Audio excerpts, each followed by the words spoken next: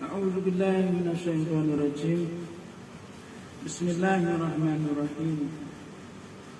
اللهم صل على سيدنا محمد وعلى آله وصحبه أجمعين. يا أيها الذين آمنوا أطيعوا الله وأطيعوا الرسول وأولي الأمر منكم. Wahai muslim, wahai orang-orang yang beriman, hari-hari berlalu, minggu dan pekan pun berlalu, bulan-bulan berlalu, tahun-tahun pun berlalu, dan setiap orang suatu hari nanti akan meninggalkan segala sesuatunya di belakangnya dan pergi. Tak seorang pun yang akan tertinggal di belakang. Apapun yang kita usahakan dan lakukan, kita akan pergi dan meninggalkannya. Allah Subhanahu wa ta'ala lah yang memiliki diri kita. Kita tidak memiliki diri kita sendiri. Allah Subhanahu wa ta'ala telah menciptakan kita, dan Allah Subhanahu wa ta'ala mencintai ciptaannya.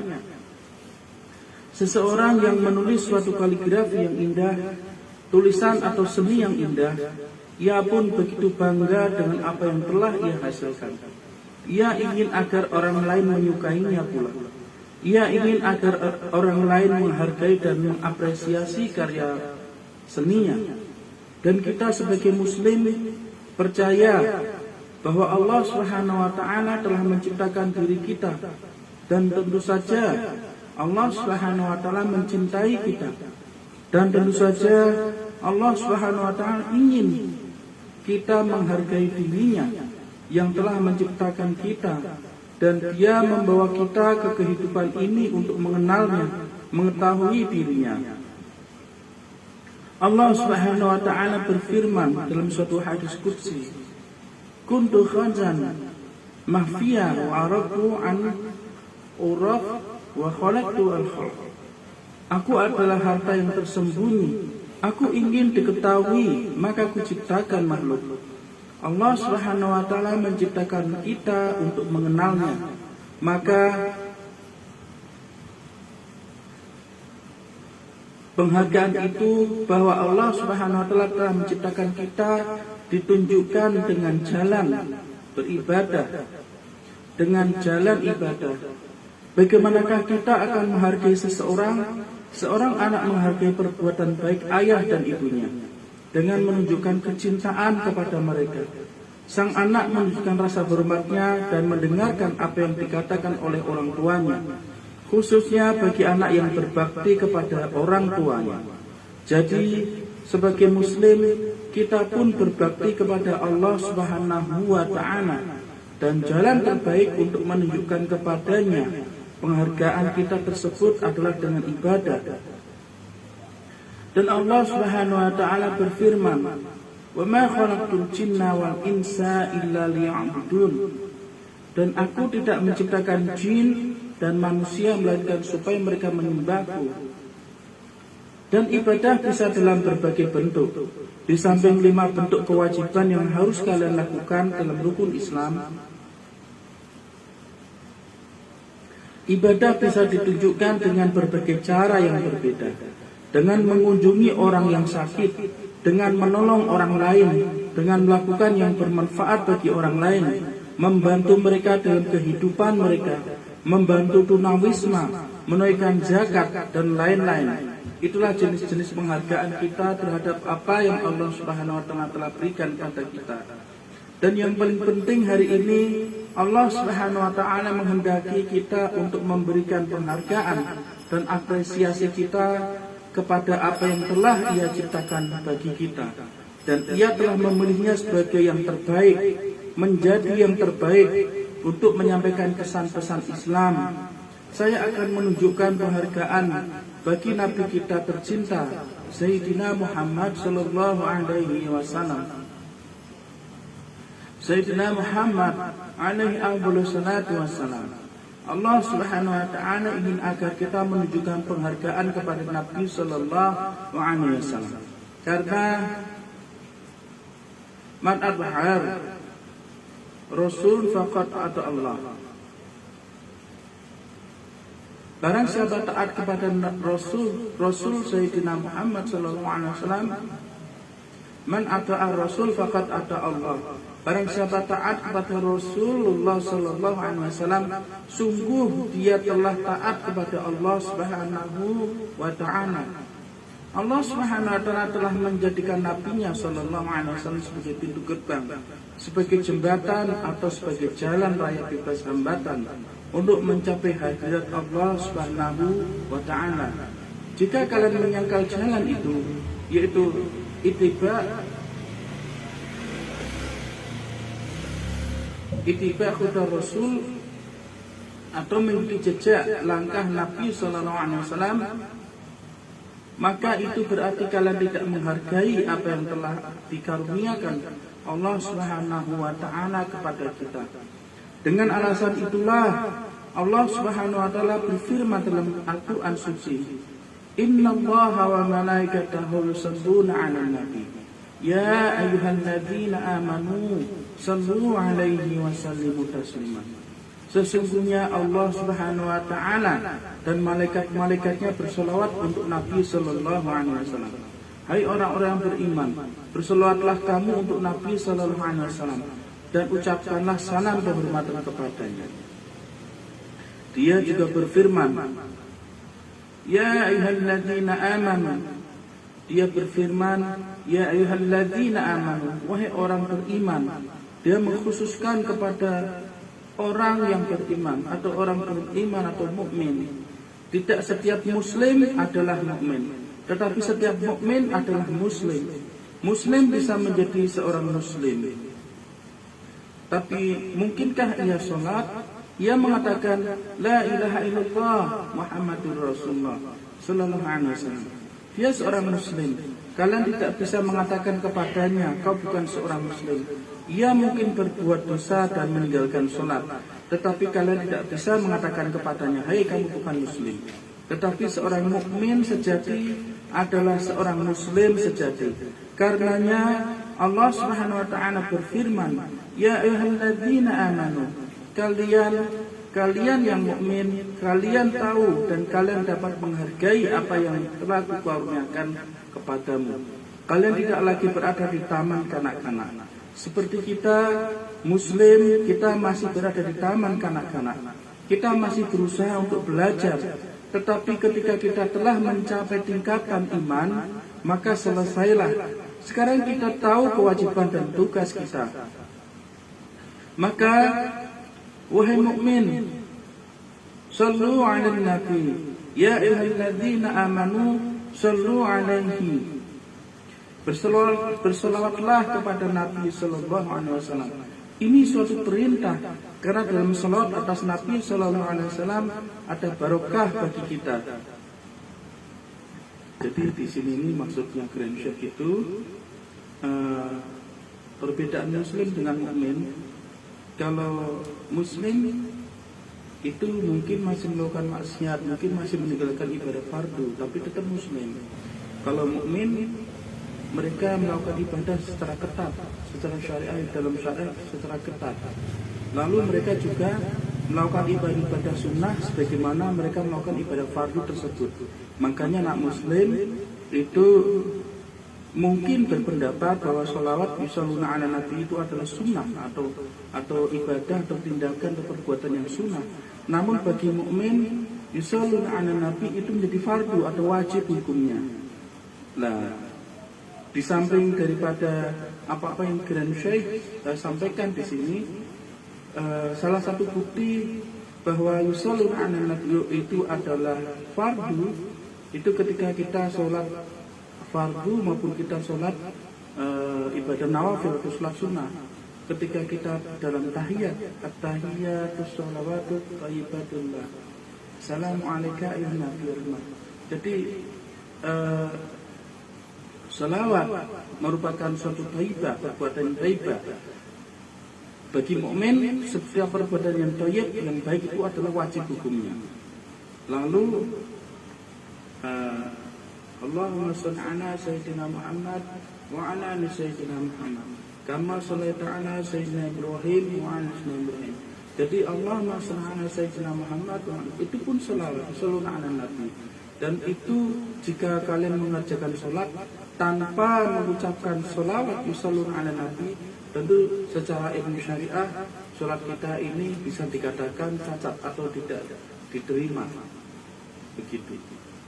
Jadi kita bisa melihat pada diri kita pada di mana kita saat ini. Jadi ibadah sunnah kita menganggap bahwa itu hanya ibadah sunnah, berarti kita ini masih pada level muslim untuk belajar muslim yang baik. Namun jika ibadah sunnah atau nawafil itu kalau kita itu mengapresiasi atau mengerjakannya dengan baik, dengan ketat, dengan giat sebagaimana kita mengerjakan ibadah fardu, insya Allah itu adalah tanda seorang yang mukmin. Karena seorang yang mukmin itu dia itu akan mengikuti Nabi Shallallahu Alaihi Wasallam secara ketat di belakang beliau. Makanya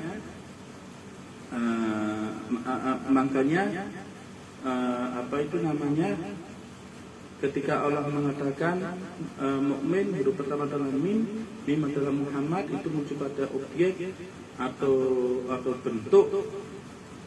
Namun orang mukmin itu adalah orang beriman atau iman berperan huruf alif adalah Allah Subhanahu wa taala atau subjek. Jadi alif Allah Subhanahu wa taala yang memiliki iman, yang memberikan keimanan dalam hati seorang mukmin, dan Allah Subhanahu wa taala memberikan keimanan itu pada siapa? Kepada mim atau mukmin. Mim ini adalah Muhammad sallallahu alaihi wasallam. Artinya orang mukmin itu mereka itu mengerjakan ibadah nawafil atau ibadah sunnah atau ibadah yang menurut sebagian besar orang muslim itu hanya sunnah. Jika dikerjakan dapat pahala, kalau tidak dikerjakan tidak apa-apa. Namun bagi orang-orang mukmin, walaupun itu ibadah sunnah, itu hukumnya itu wajib sebagaimana hukumnya ibadah fardu seperti sholat 5 waktu, shaum Ramadan, zakat dan haji dan sebagainya. Ini perbedaannya. Makanya kenapa orang-orang muslim, orang Islam mereka beribadah secukupnya, ibaratnya seperti itu. Tidak cukup, yang penting sholat fardu 5 waktu, shaum Ramadan, lalu zakat, syukur haji, sudah cukup. Namun orang mukmin tentu mereka yang terus berusaha untuk mengupgrade hubungannya dengan Gusti Allah Subhanahu wa taala dengan cara mencari pemandu atau pembimbing, lalu menghadiri majelis, lalu mereka menuntut ilmu, thalabul ilmi, terus thalabul ilmi fayudhatun ala kulli muslim muslimat. Sebagaimana Allah melalui Nabi SAW mengatakan thalabul ilmi fardhu. Jadi menuntut ilmu itu fardu ala kulli muslimin wal muslimat. Untuk setiap muslim dan muslimah, minal mahdi ilal lahdi, dari kita dalam buayan sampai kita ke liang lahat. Artinya apa? Artinya bisa Allah Subhanahu wa taala melalui Nabi SAW memerintahkan kita untuk mengupgrade.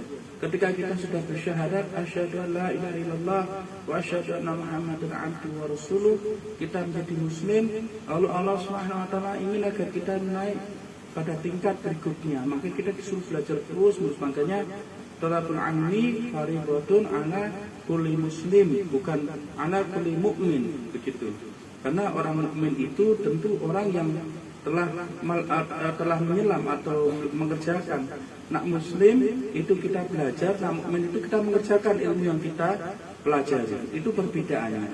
Lalu muhsin itu tingkatan tertinggi, itu adalah orang yang belajar dan orang yang mengerjakan apa yang dia pelajari, lalu mereka menjaga dalam hidupnya secara ketat, sehingga hatinya itu akan menjadi baik, hatinya itu menjadi ihsan, menjadi orang yang memiliki perilaku yang baik atau akhlak buruknya itu hilang dalam hatinya.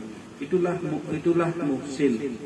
Jadi memang untuk mencapai muhsin harus melalui mukmin. Untuk menjadi orang mukmin harus menjadi orang muslim. Jadi tidak ada orang dari muslim langsung muhsin, itu tidak ada. adanya itu pertama menjadi muslim, lalu dia menjadi mukmin, lalu dia akan menjadi muhsin. Ini adalah adab atau tingkatan atau tata cara. Jadi kurang lebih seperti itu. Lihatlah apa yang Nabi sallallahu alaihi wasallam katakan. Fa'anil Bara' ibnu Azib annan Nabi sallallahu alaihi wasallam qala man shalla alaihi maratan. Barang siapa yang mendoakan atau berselawat untukku satu kali, dan ini adalah untuk mukmin. Bagi mukmin ini adalah suatu tugas, suatu kewajiban. Oh ya kan? Grensyah mengatakan ini adalah untuk mukmin, atau yusalluna ala nabi, ini adalah untuk mukmin.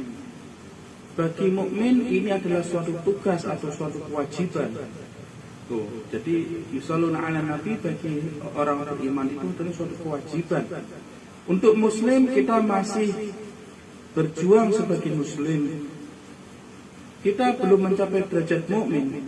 Mukmin berarti ia yang telah mencapai derajat tertinggi dari iman. Kita tidak lagi berbohong, kita tak lagi menipu, tak lagi berkhianat. Muslim sedang berjuang untuk menjadi kesempurnaan dalam tingkatan iman. Beliau bersabda, man shalla alaiya marratan.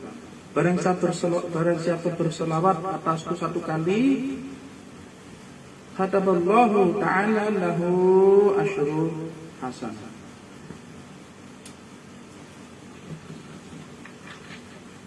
Allah Subhanahu wa ta'ala akan menuliskan baginya 10 kebaikan. Wa maha anhu asyru sayyi'at. Dan Allah Subhanahu wa ta'ala menghapuskan darinya 10 keburukan. Wa rafa'ahu Allah asyru darajat. Dan Allah Subhanahu wa ta'ala meninggikannya atau menaikkan derajatnya. Kemana Allah Subhanahu wa ta'ala meninggikannya? Beliau mengatakan meninggikannya kemana?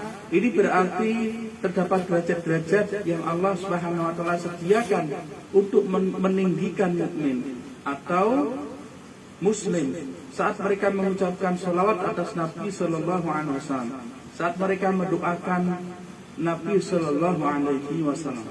Allah Subhanahu wa ta'ala meninggikannya 10 derajat. Wa kunna lahu ablu asyru riqab. Dan akan ada 10 derajat ini ketika ia melakukan sholawat itu, seakan-akan ia membebaskan 10 orang dari perbudakan. Berapa banyak di zaman Nabi sallallahu alaihi wasallam terdapat perbudakan, saat mana Nabi sallallahu alaihi wasallam biasa membebaskan mereka dari perbudakan, dari siksaan tuan mereka. Berapa banyak orang yang menderita akibat perbudakan, seakan-akan ia telah membebaskan 10 budak. Tidak hanya dari perbudakan, tetapi juga dari api neraka.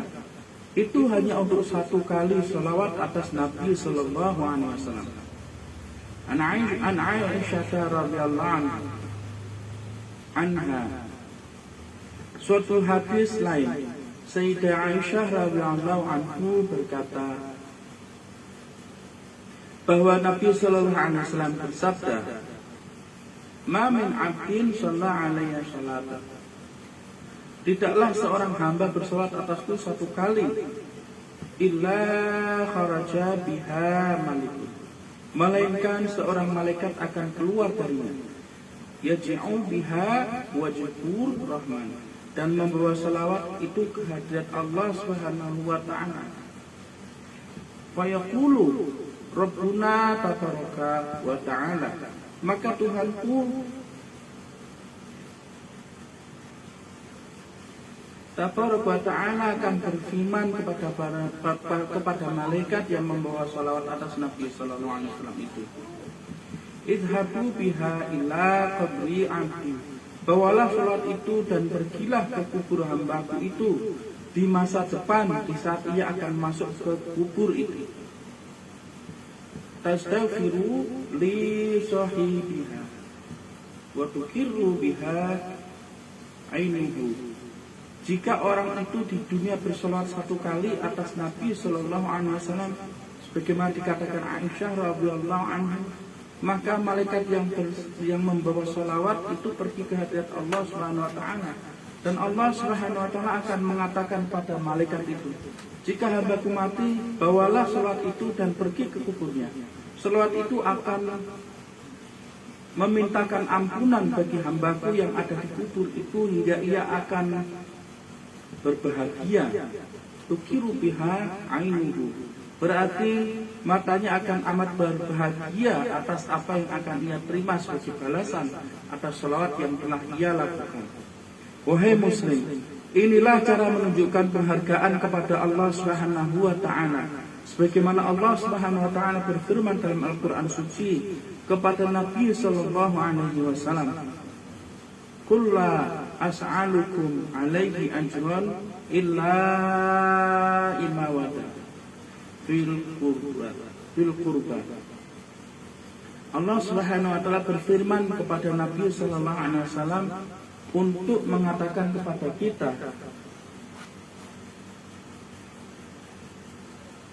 illa mawaddata fil qurba. Allah Subhanahu wa taala berfirman kepada Nabi sallallahu alaihi wasallam untuk mengatakan kepada kita, katakanlah wahai muslim, aku tidak meminta kepadamu sesuatu upah. Aku tidak meminta kepadamu sesuatu upah pun atau seruanku, kecuali agar kalian menjaga keluargaku, agar kalian menjaga sukuku, agar kalian menjagaku. Dan bagaimana kita menunjukkan penghargaan kita dan menjaga Nabi Sallallahu Alaihi Wasallam, kita tidak mampu menjaga beliau. Beliaulah yang dapat menjaga kita. Namun kita bisa menunjukkan cinta kita kepada beliau dengan bersolawat, dengan musalluna ala Nabi, dengan solawat. Dan karena itulah solawat itu akan menjadi penyelamat diri kita di hari pembalasan. Man shalla alayya wajawat lahu syafa'ati. Barang siapa bersolawat ke atasku, Allah Subhanahu wa taala akan memberiku kekuatan kepadaku untuk memberikan syafaat baginya di hari pembalasan. Ibnu Dawud radhiyallahu anhu meriwayatkan dari Abu Bakar As-Siddiq radhiyallahu anhu berkata, aku mendengar Rasulullah sallallahu alaihi wasallam dalam haji wada bersabda, Innallaha azza wa jalla qad wahaba lakum dzunubakum indal istighfar. Sesungguhnya Allah Subhanahu wa taala, Allah azza wa jalla qad wahaba lakum dzunubakum, bermakna dia memberikan dosamu kembali kepadamu. Berkata, wahai hambaku, dosa ini kini ada di tanganmu, beristighfarlah kepadaku, maka ku ampuni dirimu. Ku berikan semua dosa ini kepadamu seakan-akan dosa itu tak pernah terjadi. Kau tidak menghapusnya dengan tanganmu, dan itulah maknanya qad wahaba lakum dzunubakum indal istighfar. Artinya, secepat kalian beristighfar, secepat itu pula Allah Subhanahu wa taala akan menghapuskan seluruh dosa kalian. Wa man istighfara bi niyatin shadiqah, dan barang siapa memohon ampun bertobat kepada Allah Subhanahu wa taala dengan niat yang sungguh-sungguh, ghufira lahu, Allah Subhanahu wa taala akan mengampuninya. Wa man qala la ilaha illallah, dan barang siapa pernah mengucapkan dalam hidupnya la ilaha illallah, razahal mizan, timbangan kebaikannya di hari kiamat akan menjadi berat. Artinya, jika dosa kalian berat, saat kalian mengucapkan la ilaha illallah di dunia, kebaikan kalian akan menjadi lebih berat. Selalu kebaikan kalian akan lebih berat dari dosa kalian. Lalu apakah cara yang mudah untuk mengucapkan la ilaha illallah? Mengapa orang-orang merasa sulit untuk mengucapkan la ilaha illallah saat mereka mengendarai mobil mereka, setiap hari saat menuju tempat kerja mereka? Maka apa sulitnya mengucapkan la ilaha illallah? Buatlah lidah kalian selalu bergerak dengan zikrullah, dan beliau sallallahu alaihi wasallam bersabda di akhir hadis, wa man shalla alayya, dan barang siapa bersolawat atasku, Sayyidina Muhammad sallallahu alaihi wasallam bersabda, kuntu syafi'uhu yaumal qiyamah. Aku akan menjadi perantaranya. Aku akan minta kepada Allah Subhanahu wa taala untuk menyelamatkan orang itu di hari kiamat. Jika ia mendoakan dan memujiku, wa man shalla alayya kuntu syafi'uhu yaumal qiyamah. Barang siapa yang memujiku dan mendoakan diriku, Allah Subhanahu wa taala akan memberiku kekuatan untuk membohonginya, untuk menyelamatkan orang itu dan mengirimkannya ke surga. Jadi ketika Gramsci menceritakan ini, di depan kita ini seperti muncul gambar satu kuantum. Ya, jadi ketika apa yang kalian tanam, maka itulah yang akan kalian tunai, akan kalian panen. Ketika kita yusholluna ala nabi, maka sebanyak sholat itu pun yang akan menghampiri kita untuk memberikan kita pertolongan melalui Nabi Sallallahu Alaihi Wasallam. Itulah yang disebut dengan syafaat Nabi Sallallahu Alaihi Wasallam. Wahai Muslim, penghargaan apresiasi adalah indah. Sebagaimana telah kami letakkan di awal Jumat. Sebagaimana telah kami katakan di awal Jumat. Penghargaan atas apa yang telah diberikan Allah Subhanahu wa taala kepada kita adalah indah dan baik. Dan karena itu dia berkata, untuk menghargai diriku yang telah menciptakanmu, hargailah utusanku, Sayyidina Muhammad sallallahu alaihi wasallam. Melalui dia dirimu dapat masuk surga. Tanpa dia, bagaimana dirimu dapat masuk ke dalam surga? Dia adalah kekasihku. Man ata'a Rasul faqad ata'a Allah. Barang siapa taat kepada Rasulullah sallallahu alaihi wasallam, sungguh dia telah taat kepada Allah Subhanahu wa taala. Jadi ini maksudnya itu, Gusti Allah itu terserah kepada kanjeng Nabi sallallahu alaihi wasallam. Siapa yang menurut Nabi sallallahu alaihi wasallam itu pantas dimasukkan ke dalam surga, maka Allah Subhanahu wa taala akan memasukkan diri mereka ke dalam surga. Dan begitu pula sebaliknya, kurang lebih seperti itu. Begitu pula dengan ilmu-ilmu. Barang siapapun yang menurut kanjeng Nabi sallallahu alaihi wasallam itu pantas mendapatkan ilmu, maka Allah SWT akan memberikan ilmu atau cahaya pengetahuan itu ke dalam hati orang tersebut melalui Nabi sallallahu alaihi wasallam. Dan akan saya akhiri diriwayatkan oleh Tirmidzi radhiyallahu anhu dalam sahihnya. An Anas radhiyallahu anhu anna Nabiy sallallahu alaihi wasallam qala aulan nasi ubiya yaumal qiyamati aktsaruhum alayya salatan. Orang pertama yang akan mendapat syafaat dariku adalah ia yang bersolat atasku paling banyak. Jadi orang yang paling banyak bersolat itu caranya begini. Kalian bisa sholawat sendiri dengan cara ribuan kali, nak kalian kuat.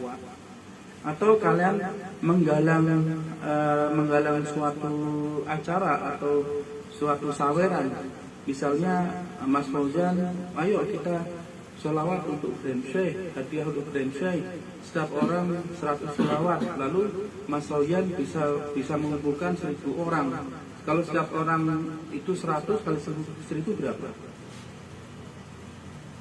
100.000. Jadi seolah Mas Fauzan akan bersolawat pada Nabi sallallahu alaihi wasallam 100.000. Atau yang gambarnya muncul di hadapan kita barusan, itu misalnya kalian hadir di majelis-majelis spiritual atau majelis suci seperti ini. Lalu misalnya yang hadir itu banyak, baik yang terlihat maupun yang tidak terlihat. Lalu ketika kalian mimpin yusholluna ala nabi, mimpin qasidah atau mimpin sholawat, lalu mereka mengikuti, itu juga termasuk. Jadi seolah kalian bersolat sebanyak orang yang hadir atau makhluk-makhluk yang hadir yang ikut yusholluna ala nabi bersama kalian. Itulah maksudnya. Insya Allah seperti itu. Nabi sallallahu alaihi wasallam bersabda, "Aktsaruhum alayya sholatan." Siapa yang paling banyak bersolat atasku selama hidup mereka, artinya siapa yang paling banyak melakukan sholawat akan menjadi yang pertama memperoleh syafaat beliau. Di sini Gramsci menceritakan hadis kanjeng Nabi sallallahu alaihi wasallam yang menyatakan siapa yang paling banyak melakukan sholawat akan menjadi yang pertama memperoleh syafaat beliau. Namun di samping daripada itu, muncul di hadapan kita juga gambarnya itu, Gramsci memberikan maksud yang lebih dalam lagi. yaitu siapapun yang paling banyak bersolat maka mereka akan mencapai makom-makom yang tinggi di langit di hadirat Nabi Sallallahu Alaihi Wasallam. Itulah mengapa Allah mengatakan Innallaha wa malaikatahu yusholluna 'alan nabi ya ayyuhalladzina amanu shallu 'alaihi wa sallimu taslima. Mereka akan diangkat ke langit, mencapai makom-makom langitan, stasiun langit, lalu mereka akan bersama para malaikat. Makanya biasanya dalam thariqah itu disebut ilmu masuk ke alam malakut atau alam para malaikat. Lalu tapi bukan malaikat-malaikat yang mereka lihat di bumi, bukan, itu yang ada di langit.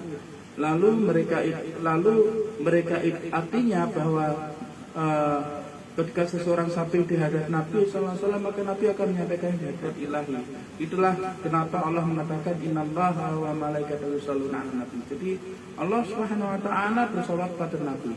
Artinya siapapun yang bersolawat pada Nabi di hadirat kanjeng Nabi Sallallahu Alaihi Wasallam, maka Nabi langsung akan menghadirkan hamba tersebut atau orang tersebut secara ruhaniyah dan spiritual itu hadir di hadirat Gusti Allah Subhanahu Wa Taala. Ketika orang tersebut hadir di hadirat ilahi, apa yang akan mereka lakukan? Yusholluna 'alan nabi, yaitu yusholluna 'alan nabi, bersolat pada Nabi Sallallahu Alaihi Wasallam. Itulah mengapa masyayikhna, semua syekh dari semua jalur thariqah atau sekolah spiritual, di samping mereka mengajarkan para pengikut mereka zikrullah, zikir-zikir yang banyak, mereka juga mengajarkan yusholluna 'alan nabi, yaitu bersolawat yang banyak sebagaimana zikir-zikir yang mereka lakukan, yang mereka ajarkan. Dan sholat itu menjadi zikir bagi mereka dan pengikut mereka. Ini maksudnya.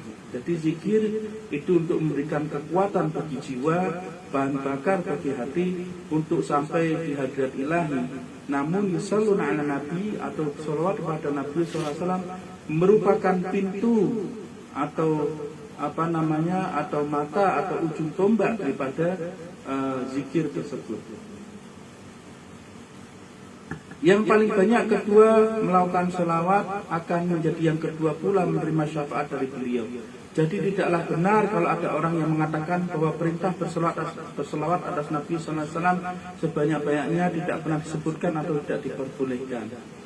Jadi ada beberapa orang yang menyangkal atau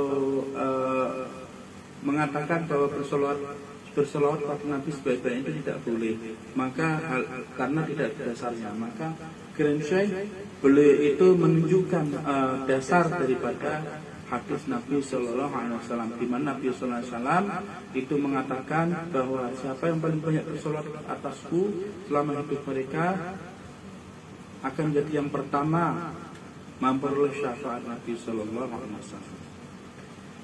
Jadi tidak benar demikian. Hal ini disebutkan dalam Sahih At-Tirmidzi. Beliau bersabda, mereka yang paling banyak berselawat atasku, berlebihan dalam berselawat atasku, mereka akan jadi yang pertama memperoleh syafaatku. Atau ini barusan gambarnya muncul. Atau kalau misalnya kalian tidak mampu untuk melakukan semua itu, mengumpulkan orang untuk saweran selawat atau mimpin majelis salat dan sebagainya, maka barusan muncul di hadapan kita itu caranya dengan membaca kitab-kitab sholawat seperti kitab Dalil Khairat. Jadi misalnya Allahumma shalli ala sayyidina Muhammadin wa ala Muhammadin adada makhluqatika wa midada kalimatika kullama dzakarahu dzakirun misalnya. Ya Allah, hamba bersalat atas Nabi Sallallahu Alaihi Wasallam dan seluruh ahlul Nabi Sallallahu Alaihi Wasallam wa bidada kalimatika ada makhlukotika sebanyak makhluk yang pernah Engkau ciptakan. Nah itu berarti kalian berselawat sebanyak makhluk yang Gusti Allah ciptakan. Sedangkan jumlah makhluk yang Gusti Allah ciptakan itu kita tidak tahu berapa jumlahnya. Seolah seperti itu. Atau yang paling menjadi penghulu atau sayyid adalah sayyid sholawat, di mana itu biasa kita baca setiap hari ketika ibadah sholat fardu 5 waktu. Ala syafil alamin sayyidina Muhammadin salat, ala bal alamin sayyidina Muhammadin salat, ala bal alamin sayyidina Muhammadin salawat. Salawatullahi ta'ala wa malaikatihi wa anbiya rasul sallallahu ala Muhammad wa ala alihi wa sallam wa rahmatullahi ta'ala wa barakatuhu wa rabbil dan seterusnya. Itu adalah sayyid salat. Itu adalah yang paling banyak. Jadi kalau kalian baca satu hijab khairat dengan satu sayyid salat itu tentu jauh lebih banyak atau lebih berat daripada sayyid salawat tersebut. Maka itu penting sekali. Wahai muslim, itulah yang telah Allah Subhanahu wa taala karuniakan kepada kita, yaitu seorang nabi yang mana beliau senang dan rasa paling terhormat untuk mengatakan inni Abdullah, aku adalah hamba Allah Subhanahu wa taala. Ketika Allah Subhanahu wa taala menceritakan tentang beliau, Subhanalladzi asra bi 'abdi, Maha suci Dia yang memperjalankan hamba-Nya. Tak pernah Nabi SAW melampaui batas kehambaan ini. Beliau tahu batasan beliau. Dan bagi seluruh muslim bagi seluruh muslim di seluruh dunia, tak pernah seorang muslim pun dengan selawatnya yang berlebihan dan banyak atas Nabi SAW berpikir sekalipun bahwa Nabi SAW lebih dari seorang hamba. Seorang hamba yang sempurna bagi Tuhannya.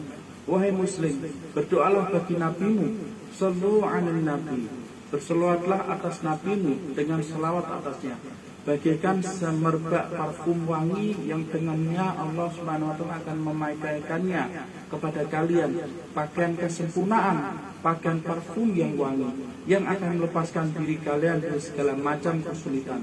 Dan insya Allah di waktu lain kita akan melanjutkan untuk menjelaskan betapa pentingnya pujian dan selawat atas Nabi Sallallahu Alaihi Wasallam yang akan menyelamatkan diri kita dari segala kesulitan dan membuat Allah Subhanahu Wa Taala mendukung diri kita, memberi kita berbagai macam rezeki yang kita butuhkan dalam hidup kita. Wa minallah taufiq bi hurmatil habib bi hurmati suratul Fatihah. Bismillahirrahmanirrahim. Alhamdulillahirabbil alamin. Arrahmanirrahim. Maliki yaumiddin. Iyyaka na'budu wa iyyaka nasta'in. Ihdinas siratal mustaqim. Siratal ladzina an'amta 'alaihim ghairil maghdubi 'alaihim waladdallin.